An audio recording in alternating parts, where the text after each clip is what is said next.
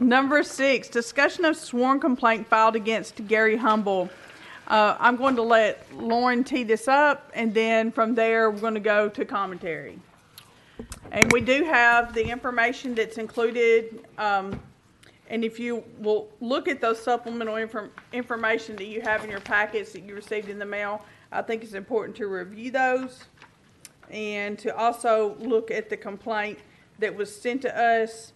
The sworn complaint was sent on July 23rd by Pete Pensioni, if I'm pronouncing that correctly. And he's a registered voter in the Senate District 27. He suspects that Gary Humble, Senate District 27 candidate, has made unlawful campaign expenditures. I received the piece of mail attached to the complaint. It does not disclose who paid for the piece of campaign material. I appreciate your attention to this matter.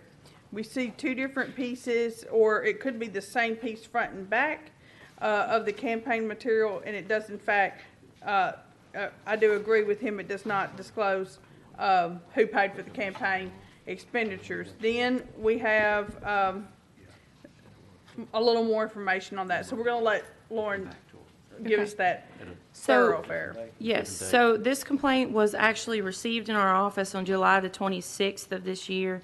It is filed by Peter Pensioni against the alleged violator Gary Humble. If you look at the text of the complaint, although it does mention a possible unlawful campaign expenditure, what he's actually complaining about is the lack of a disclaimer. The disclaimer statute is not within the jurisdiction of the Registry of Election Finance. It's not included within our statutory code to oversee or enforce. Violation of that statute is a criminal matter that should be referred to the district attorney's office.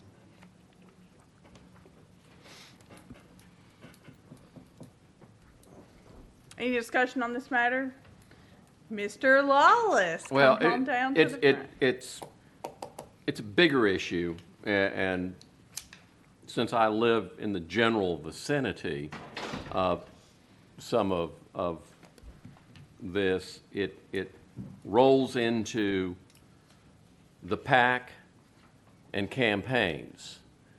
Mr. Humble ran for office.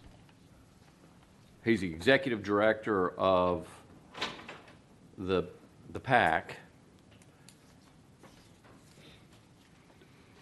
We fall outside of this in part, but there has to be some coordination, and to accept or even consider that there isn't is absurd.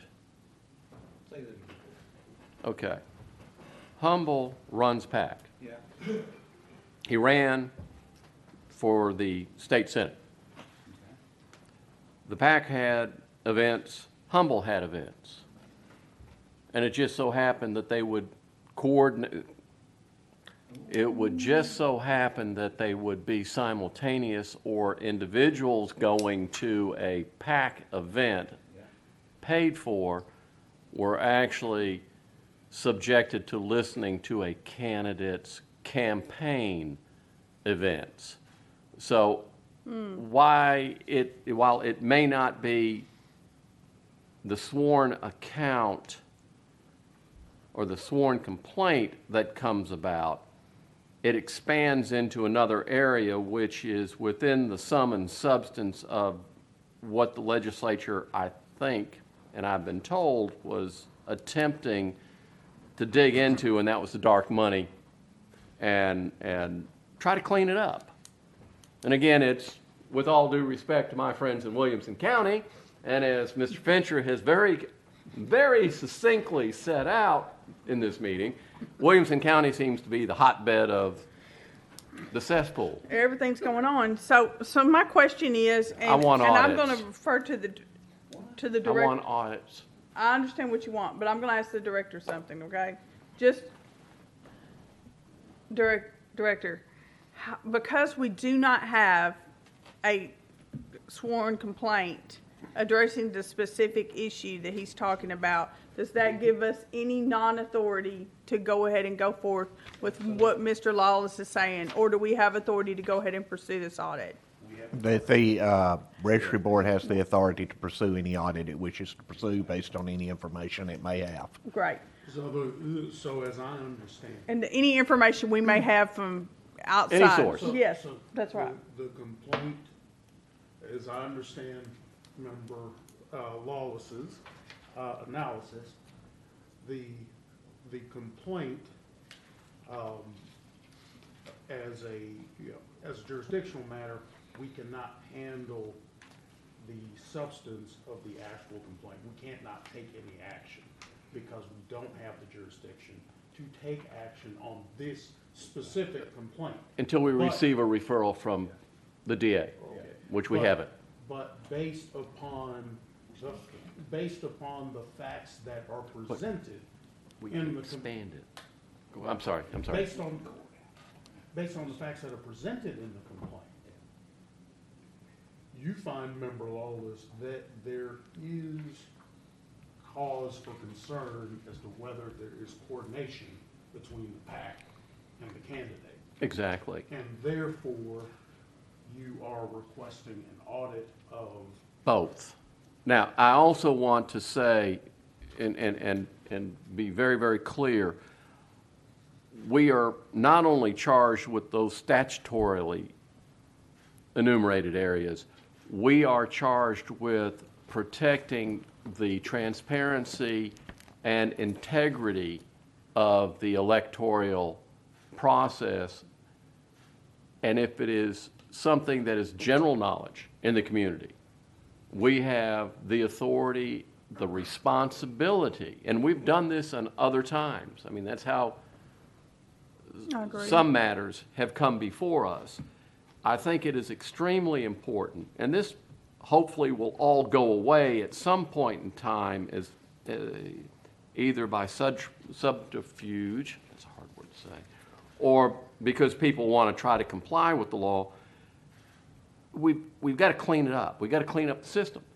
So I am going to ask this body to do full and complete audits of both the PAC and the campaign of Mr. Humble, and to report back on us. And if necessary, Do you know the name of the PAC?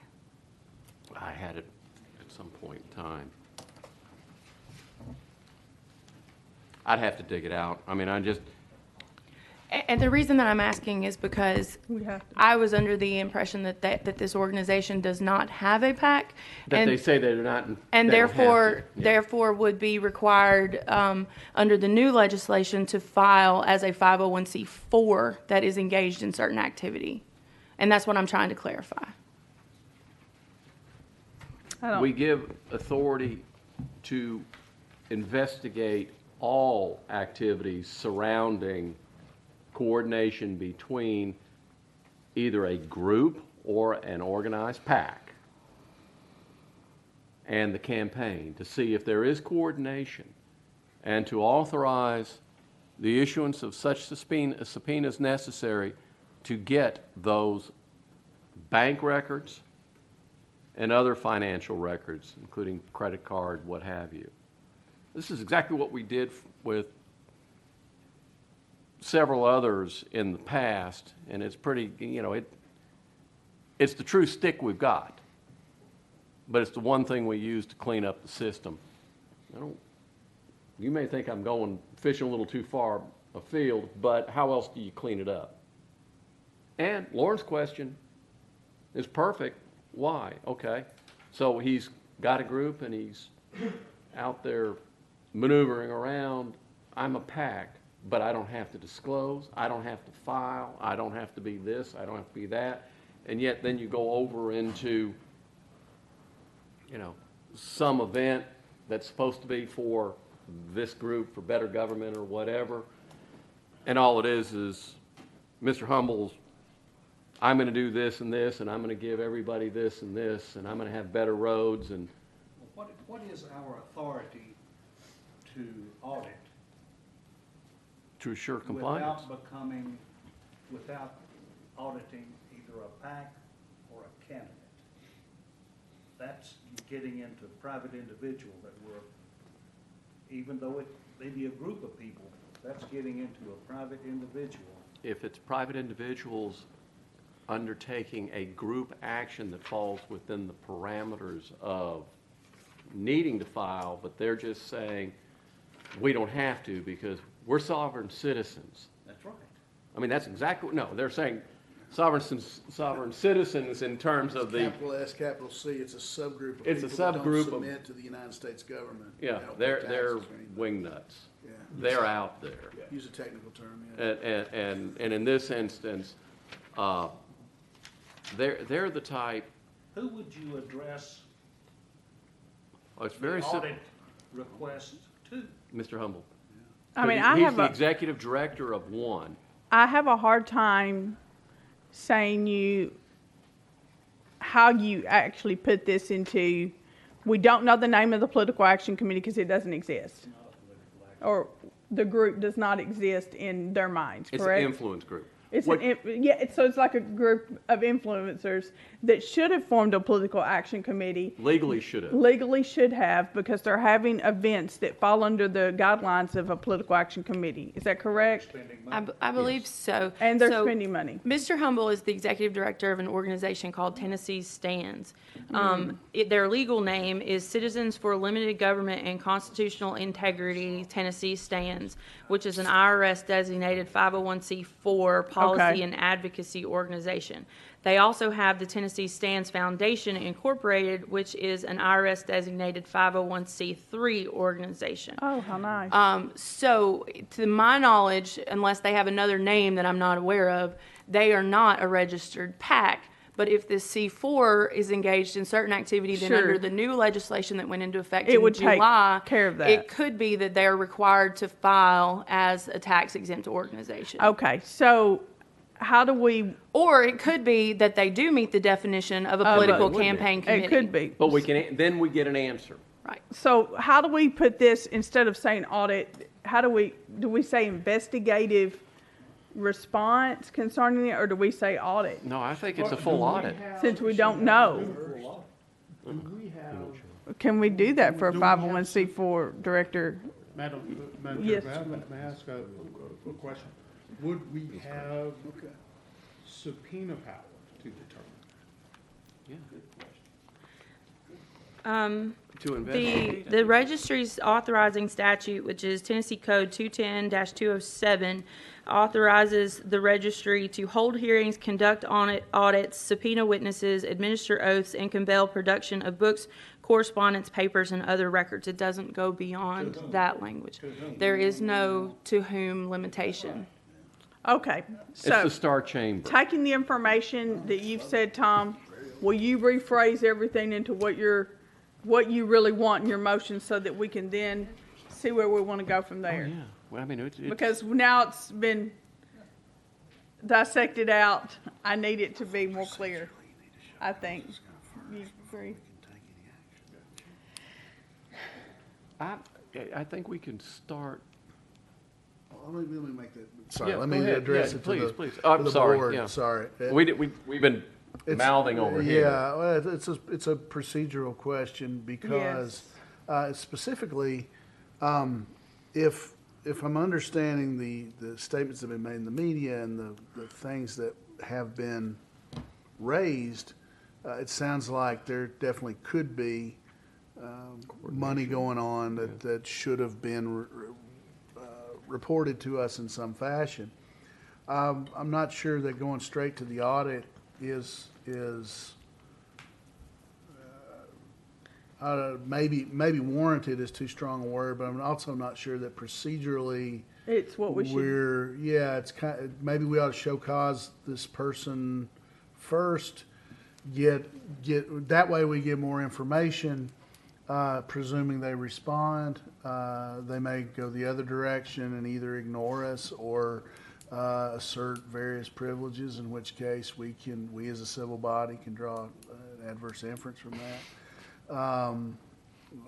And just see what happens next rather than putting our people into Audit mode. digging in and getting all this stuff. I mean, unless there's a time factor that I'm There missing. isn't a time factor. Yeah. So I say remember, we, Well, Anyway, when's I our just- next- your well, depending on suggestion- what our next meeting is. Yeah, you remember Fincher, your suggestion might be that we, this body set a show cause hearing on the entities that Ms. Topping has identified, including Mr. Humble and the organizations that she's mentioned, and that the show cause hearing should include whether these entities are required to file under our statutes. Right. And to have them address that at the show cause hearing. Yeah. I like that idea, but Member Morton has, And I'm at the will has a of the more board. general question, which is actually a really good one. Well, when we show cause, what are we show causing for? It's whether they should, have they show causes to whether should have filed with us. Yeah. And we certainly, Or Should we can it be penalize in them? the- Instead Yeah. of Or a fine show them. cause, can it be a subpoena? a subpoena, Ooh, subpoena what? I would show cause that at this point, you can always go to a subpoena later if you need it. Your show cause must have a show cause for what?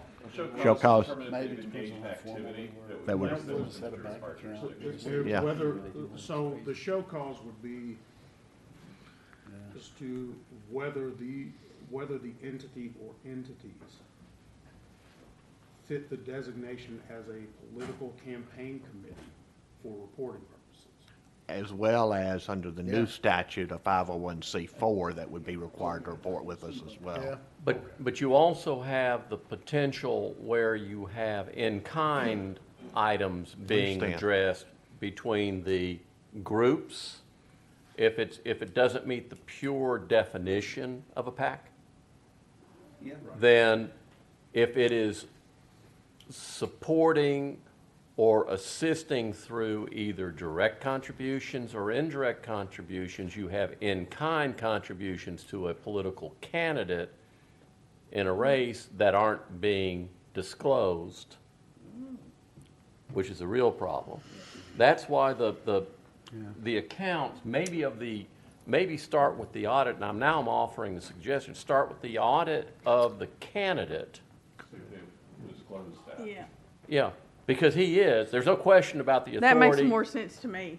That's the way. See, that's why this is such a brilliant group to work with, because we come up with smart ideas.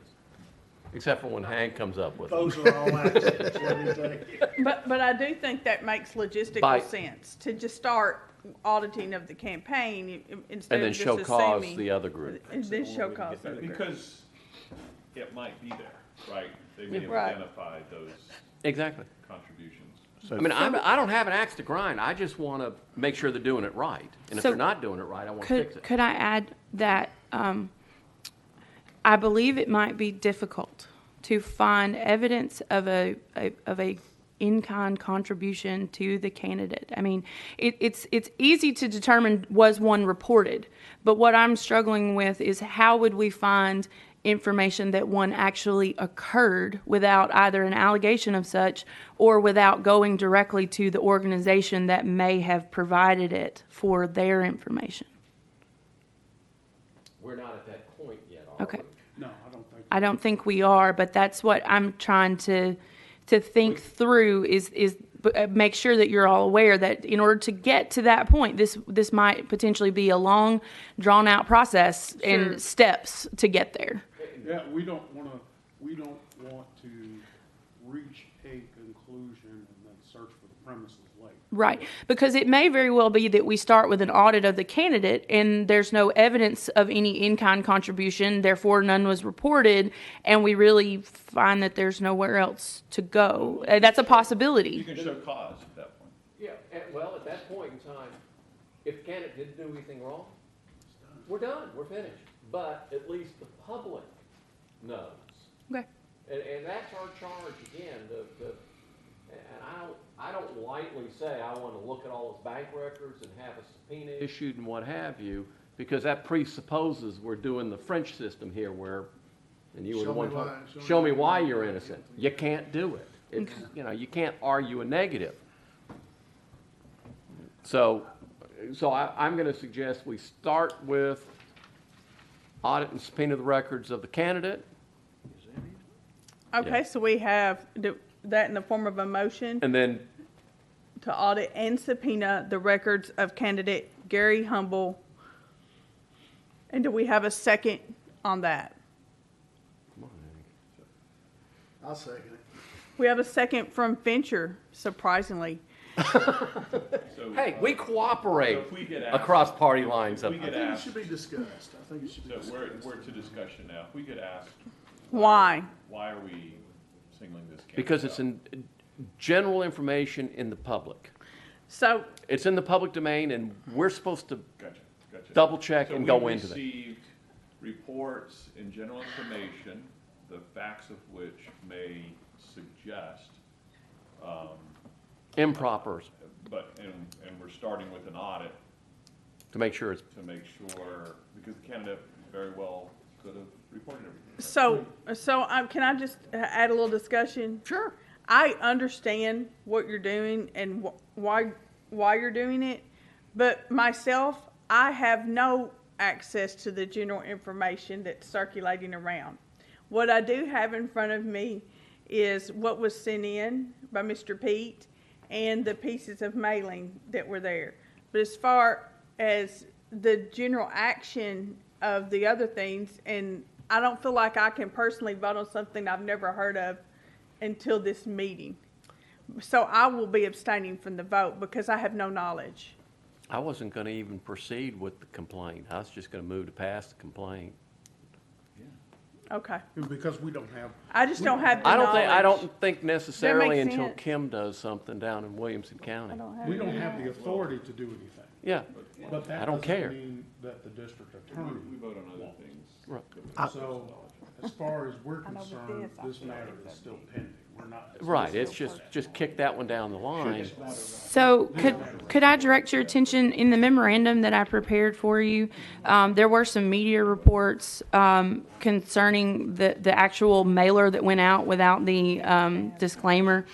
Mr. Humble issued a public statement on that, one of which then he claimed that the invoice had already been provided to the DA's office satisfactory to the complaint was filed. So I do believe that General Helper is aware and that she has chosen in this instance not to pursue anything. So I don't see any value in leaving this particular complaint open unless you feel that it needs to for some reason. Should we first well- take no action on? Take no, well, I'm not saying necessarily, I'm gonna move to defer it, and the reason is General Helper didn't do anything because it was in the middle of that particular election cycle that just finished. Okay. So, I mean, as I said, it's kind of, I live here. I mean, unfortunately sometimes, but fortunately, and Paz does too. I mean, Madam Chairman, so Yes. does Bill. Yes, sir. recognized. I want to state from the outset that I feel that going straight to an audit is a pretty big step, and I'm really there's some things here that really concern me. The fact that this gentleman just says, "Oh, I forgot to put the paid for on there." That's pretty much campaigning 101. This gentleman didn't seem to have a real, what was it? Mr. Harding, who used to serve on this body, would say, a room full of little old ladies wearing white tennis shoes. He said, we're not going to find them. And that's been sort of the source of my own forgiveness over the years for Oh, you're just folks who are doing this. But when you are at the level this gentleman was at, I'm not. I mean, it can happen, and I don't know the gentleman, so I don't want to attack his veracity.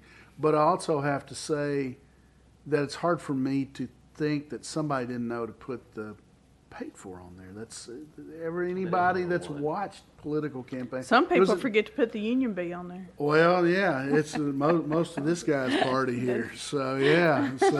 Well, Sorry, that's guys. another one. If you're running from the other side, from the Democratic side, I had to that's say. before 101. That's a prerequisite. It's sort of like But, going through the yeah. former First Lady's closet. But So even sorry. even if we were to refer this to General Helper's office, I don't believe it would ever come back to us because it's a criminal matter. So could I suggest then that rather than just leaving this open in perpetuity, that this complaint, we just go ahead and forward to General Helper for her action, whatever that might be, and then we could resolve this complaint and pursue this other matter separately? Based on, we have suspended the rules. So Yes, we have. Based on general counsel's recommendation, I move we refer this complaint to General Helper. And then, and then address. And then, Do we have a second? Any discussion on that, referring to General Helper? We need a roll call vote on this? No. All in favor say aye. Aye. We were referring the matter to General Helper. Now, that is just this particular matter. Sure, Is there- now we go to opening an investigation sure. Or inquiry, or, I mean. Or what? to examine whether or not the candidate and either a potential or a non-filing political action committee, an illegal one, coordinated, illegally, didn't report, or whatever else it needs, or it's pretty expansive. Okay. And you have knowledge of this personally? Well, That's Madam where I Chair, get- there is a Where is this note at? in General Counsel's memorandum. She points to a specific report. All right, excuse me, look, I need to get to that in order to review. Sure. Because, there you go, right after okay, that. got it. In response to So media there's reports. been a specific report cited by the Tennessee Star on July 26, 2022. And We can always call the Tennessee Star. And then after that, Mr. Humble submitted a statement himself. Yeah. To the And I media. think- And so there is at least one media report about this issue. And Mr. Humble has himself spoken Yes. to this issue. And he says the invoice has already been provided to the DA's office satisfactory to the complaint that was filed. And that's on the disclaimer issue. That's on the disclaimer issue, which was So, referred to. so But that's that is just- different, that's different than issue itself, That's- but he that's combined them together However. in order to defend the report in the Tennessee Star. Is that what we're saying here? No, what we're saying is, or at least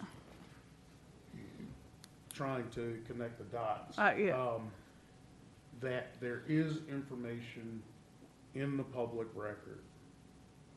Got it. that, You know, There might be, there might be, or there appears there might be. there But- appears that there might be coordination between, But just to clarify, what he's addressing, Lauren was saying, was the invoices provided to the DA's office satisfactory to the complaint. It's the other complaint. Right, that It's has not to this. do He was with the just trying to- disclaimer We're not only. dealing with the complaint I in front of us. I understand, That's but it's gone. almost, but it's in the same paragraph, is It what I'm may saying. be in the same, okay. No, I felt like it was put there. No, that paragraph doesn't relate to this. It only it relates to the doesn't. disclaimer.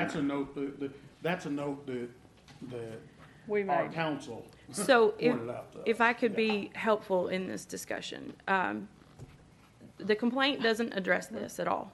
No. But if you look at the mailer that the complaint Yes. did provide, it's a pretty standard mailer.